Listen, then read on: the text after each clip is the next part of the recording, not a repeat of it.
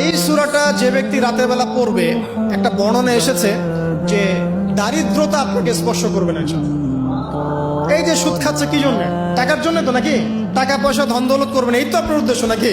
এই জন্যই তো মায়ের সাথে জানা করছে, তাই তো? আল্লাহ বলছেন সূরা ওয়াকিয়া পড়েন, আপনার দারিদ্রতা দূর হয়ে যাবে। বিশ্বাস হচ্ছে না? রিজিক কার হাতে? না, রিজিক তো আমাদের হাতে। এটা মানুষ বিশ্বাস করে না, আসলে এটা মুখে বলে। মানুষ মুখে বলে রিজিক আল্লাহর হাতে। মানুষ যদি বিশ্বাস করতো রিজিক আল্লাহর হাতে, তাহলে মানুষ কেমন করে সুদ খাবে?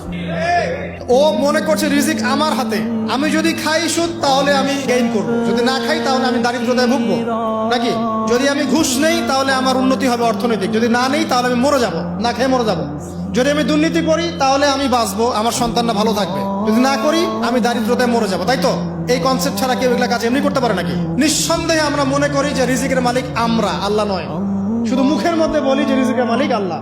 রিজিকের মালিক যদি আল্লাহ হতো তাহলে আমি হালাল পথে থাকতাম এবং তাওয়াক্কুল করতাম যে আল্লাহ আমাকে যা রিজিক দিয়েছেন তা তো আসবেই, আসবে না? আসবেই। আপনাকে যদি আল্লাহ পাক, এটা কোন জেলা? লালমনিরহাট। লালমনিরহাটের 100 একর জায়গায় যত ধান হয়, এতগুলো ধান যদি আপনার আমল নামায় লেখা থাকে, মানে আপনার আমল নাম হচ্ছে রিজিকে, তাকদিরে, তাকদিরে আপনার তাকদিরে যদি লেখা থাকে যে আপনি 100 একর জমির ধান খাবেন তারপর মরবেন, আছে না লেখা?